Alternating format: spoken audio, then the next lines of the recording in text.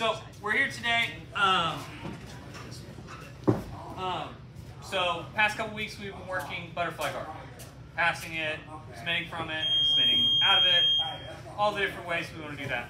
Now we're going to transition to side control. Today we're going to focus on my favorite submission series. Most of you have learned this at some point.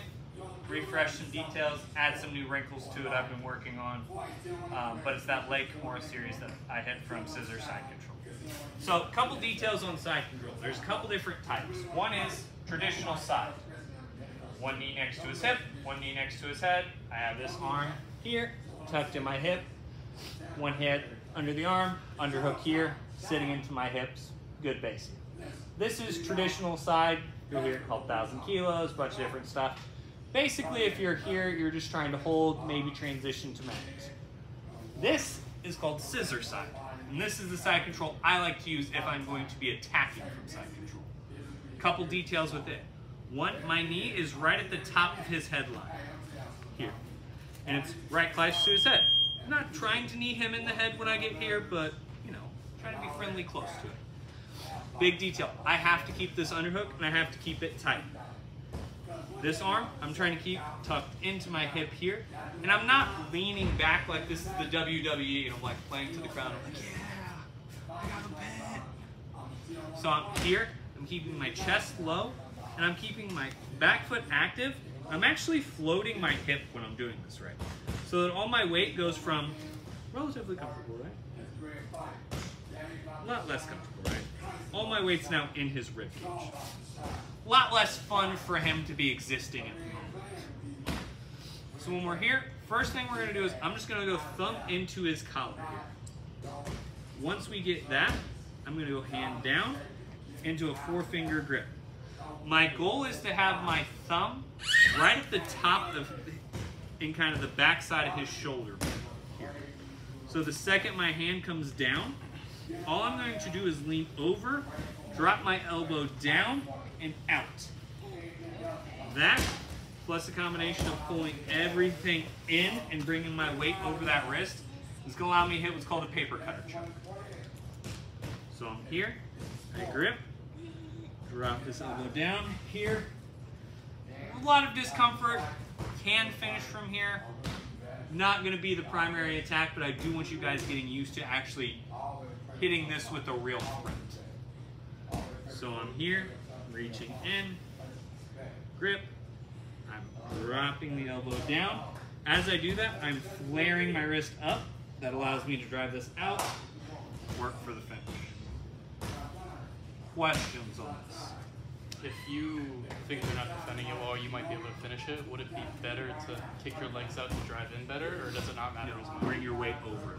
So if I try to drive over it more, I'm more likely just to get taken this way because I don't have a base this way outside of the back. I'm saying more like with your, like this yeah, way? like kind of like step back and push into it. Most people are going to start defending this very quickly. It's very uncomfortable.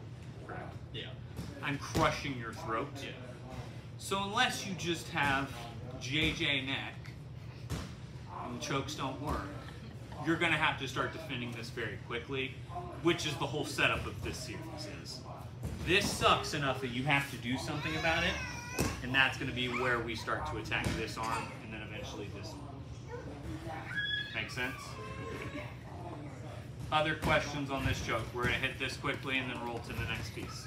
Are you flaring your elbow like towards like that at all? So my elbow drops down because you can't flare.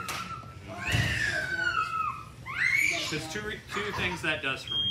One, I'm getting a little bit of help with this collar here. I'm going to grip loose so that JJ doesn't like go unconscious while I talk. As I drop here, this is getting the top. So we talked about anatomy of the choke. Blood here. The second this comes down and I start to flare this out, it's to help get my forearm and wrist into this third piece. So that way it's hopefully collar, forearm, forearm, 3 of 3. May not be the perfect choke, but it can work. Questions on that? Do you have to readjust after you pull it and come down? That's the whole thing. It's not like, how long should it take before you need to readjust is what I'm saying. Like if he doesn't start tapping pretty quickly, one of two things will start happening. He'll start getting really uncomfortable and start wiggle worming around, and that's going to be where we attack. Okay. If not, find a medium amount of strength and just drop it onto his throat. Because you have all the leverage here. Like if I'm here, even without strength, this is what I'm doing. The second I apply any sort of pressure, JJ has to. Just the natural body reaction. Other questions? Just, if you guys need more leverage on that, instead of having your body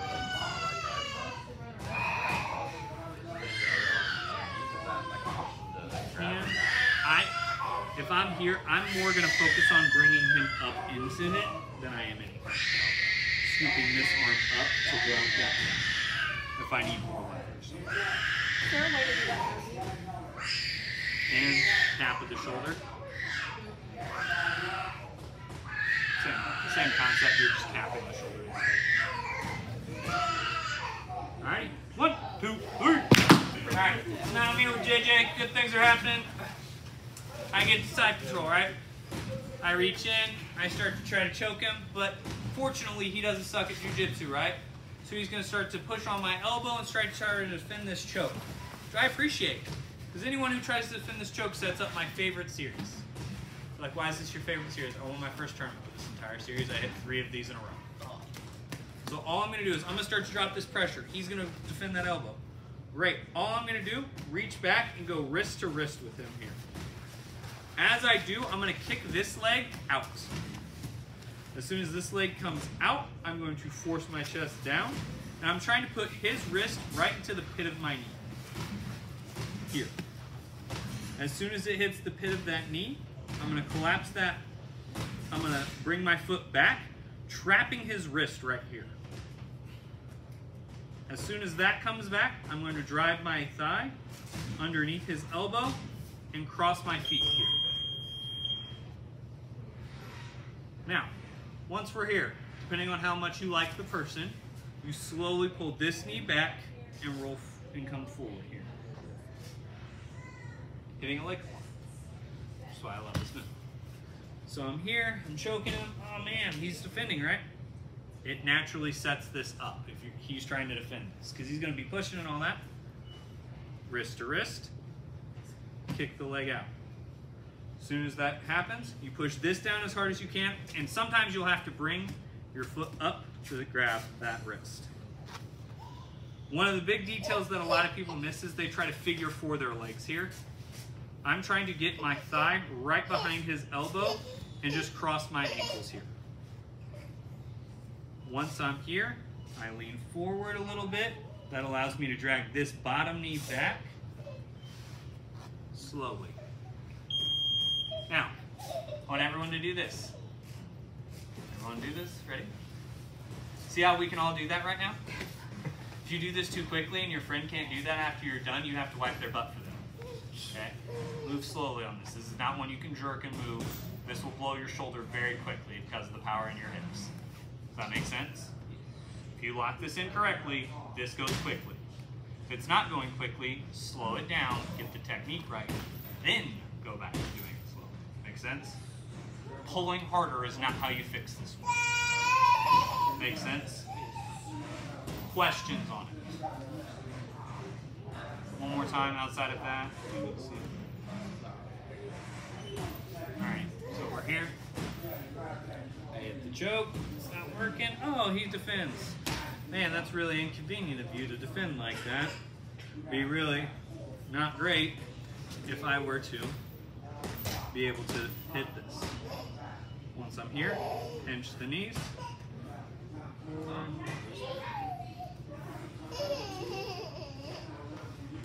Questions, comments, or concerns? Are we gonna go over the actual defense for that later? No, I don't believe in teaching you guys defense to things. Yeah. The best defense is a good offense.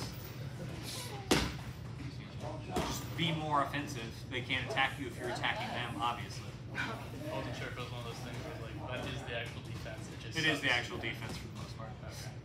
Okay. Sucks to suck. The only difference is don't leave your arm laying around. Other questions? 1, 2, 3. let's assume I get down here, I'm in position, right? Good things are happening. I try to start choking JJ, he defends, but I get here, I push this. One thing that a lot of you realize, like, hey, if he's not entirely weak, like, I may not be able to just, like, plant his wrist to the mat, right? Realize one thing, you can bring your leg up to find his wrist as well. So as I'm pushing this down, if this leg's out and JJ's not weak, pop, I can reach up with that leg and find that here. Helps. Now, let's say we get here and just for whatever reason, just doesn't feel tight. JJ starts rolling his wrist a little bit, it's just not here, I'm in it, it's just not where I want it to be, to where I feel like I can finish this. Realize, guys, all I'm gonna do here, I'm gonna isolate this arm out. Reach over and up. Now, I'm gonna bring this wrist to the mat, this elbow to his ear. Grab my own wrist. I know that you rev the other way. Rev the wrist, pull it down to his hip. Now as you go forward, also lift up this wrist. Double arm lock, because enemies in life, sometimes you need them. So we get here, I'm choking him, it's not working. I get here, and just for whatever reason, it feels loose. JJ repositions himself, he rolls his wrist. You know, there are some guys who just have Gumby arms. Derek here, it just may not be working for you. So when I get here, instead of trying to fight all this and trying to figure it all out, sometimes, now I've isolated his arm. This arm's, he can't use it for much anymore. He's got to focus on defending. I'm going to bring this wrist to the top side of his head. Drop that elbow right in his ear here so that I'm pushing him away. As I do that, I'm trying to pull his elbow all the way down to his hip here. I flare this wrist forward. The second I do that, it's in. Questions on that? Reach across. Now you've isolated this arm. Reach across. Attack this one. Questions on this? Works both sides. Sometimes in life you just gotta attack both arms and create some enemies in life. Alright, 1, 2, oh. I fucking hate you. Go ahead. What's the best way to break a grip if they're kind of the other arm is behind your back? So if I'm here and let's assume he's like, hey, he's isolating my arms. Don't appreciate that. A lot of time all I'll do is I'll come over this way and just start kind of shouldering that to bring this enough in front to bring it, you know, start doing that. Or if I'm starting to really have, like if he's really digging for it, I'll bring this hand back and start kind of isolating that way, kind of driving this hand up while driving forward. That'll allow this hand to come out. Here, and if you're good, you can hit one-handed, hit a wonder bar, and then hold stroke. If you're in that position, is that you're just done? Like, is there You fucked up, Aaron. I don't have a lot of great access to being double arm locked. I didn't know if you could do You can do some stuff from here, but the second this arm gets isolated, tap because they're breaking something. How do you want to do it? Verbal feet, make awkward eye contact with forgiving and with like forgiving sincereness in your eyes. You just something like that. So this is a little off. Wait, if you take his arms and put them across his body, can you finish the arm triangle since everything's so compact right there? Or you just not? Are you talking here and going around? Yes, it's like all his stuff here across. There's 17 other things I would do long before I ever did. I just didn't know the mechanic. Yeah, you could hit a really terrible arm triangle from here. Yes, that is available. Like I'm sure you can figure that out. But there's, and I may be exaggerating, 17 other submissions I would hit before that, including several of those things. You see, 1, 2, 84. Come back here, 5. Yeah, there's a good amount I would do long before I start trying to pack that arm. To make your life harder. If you're me, you're punching an underhook, or that's all there is? Or? Yeah, that's your best chance. I mean, there's not a lot of good stuff happening here. Realize once I get this arm isolated, guys, the options bar gets real thin and real not great in a hurry. That's why, you know, sometimes the smart ass like, oh, what's the defense? Don't get in that. That is very applicable here. Obviously, you're going to get put in side control sometimes. You get put in scissor side and the guy starts isolating this arm, you better get your elbows in and your hips out very quickly. Make sense? Shoulder out. 1, 2, 3. So we're here. Good things are happening. I get here. I go to push on his wrist. Well, let's assume JJ's not just like, hey man, you can have my wrist. And he goes to here. I go to fight it. I go to push down. He goes to like extend his hand where he's like, hey, get away from me. I don't like that. Perfect. All we're going to do is we're going to take our knee that was by the head, slide it out ever so slightly just where his elbow's just on the inside of my thigh here. So I'm here, slide it out. I'm going to keep my hand on his wrist and I'm going to try to turn it to where his thumb is up as much as possible. As soon as I get his thumb up and I feel that hand extension, all I'm going to do is drop my outside knee, lift my inside knee. As I do that, I keep this arm tight here. So we're here, I'm trying to choke. Oh man, this will be really inconvenient. Oh, thanks. That's a straight arm lock. This knee comes up, this knee goes down. We're trying to plant this rib through the mat and then extend this up. It'll naturally sit up, so that's why you sit over the top of it and try to pull this in. Biggest mistake a lot of people do is they leave this up here, and when I do that, I don't have any leverage. That's why when you're here, you slide this down just that little bit. That's what gives you that leverage. Could you even, I mean, I guess you're flexible enough to trap his wrist with your foot? No, the other foot, like the one on the ground. No, the other foot. Yes, there, you can. And then but kind of finish it like that. You could, but most people are, what they're trying to do is roll this wrist, kind of do that. Yeah. Kind of wrist roll motion. And so trying to catch it with that foot is going to make you miss, and you're going to end up in this trap. Which isn't bad, we're going to work out of this. But not ideal to try to hit it with your foot. So just hold it. Yeah, I hold it and hit it with this top leg, because once you're here, I drop that here, here, and here. It gets real tight in a hurry. It's not one of those ones that you're going to be able to have like an extended pull on. This is one that it either hits right here and he taps, or it rolls and you miss it, and then we go to the next piece, which is what we're going to work next. This is one of those, it's either right there and it works, or it keeps rolling, but it's a good part of the series to at least be able to threaten this, so that way he doesn't get to just roll his wrist for free. Questions on this? Like I said, we're here. Biggest thing is, once I start to feel that wrist roll, I slide that knee out, drop that knee down, lock it. Make sense? 1, 2, 3. Alright, so I'm here. As you guys probably realize, this is one that's there. You have about a half a second to hit this. It's either there or it's not. Like, it's not one of those moves that you have this like extended period of time to work on. There's this instant where it's like it's here, and alright, and it's gone, right? You had it, then you didn't.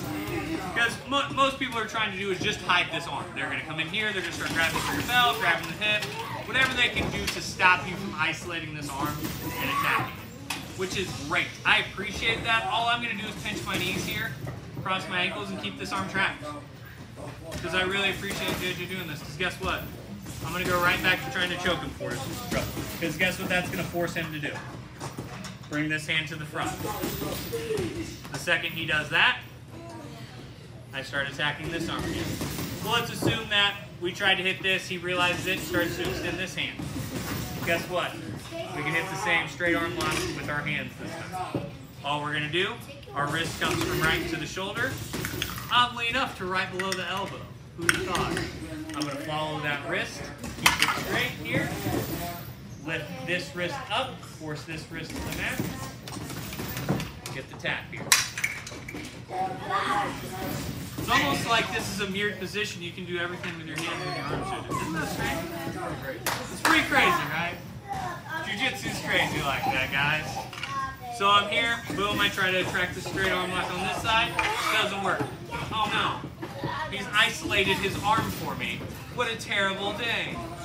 I can try to force the choker. A lot of people will bring this arm forward trying to frame it.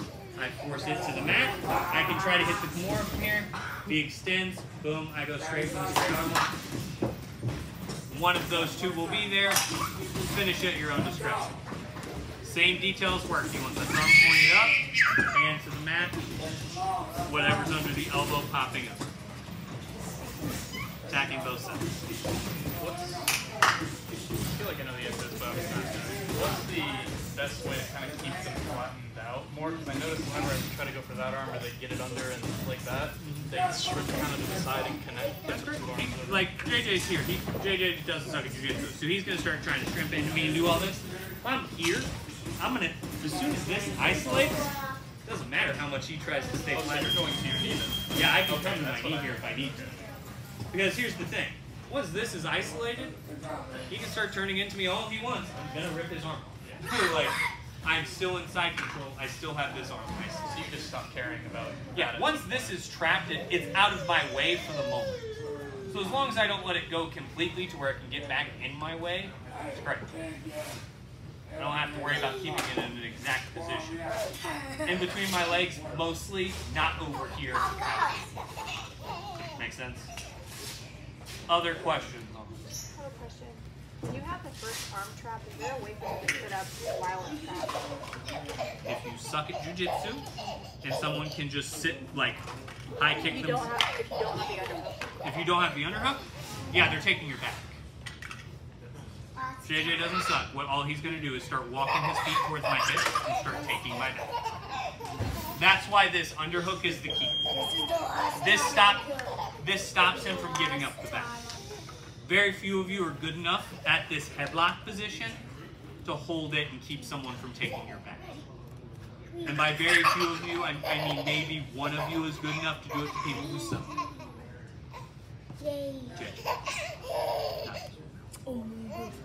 But I can get out of that eventually, it just takes me. So I keep that underhook so that he can't take my back and so that it allows the options to attack both sides. Makes sense? Other questions?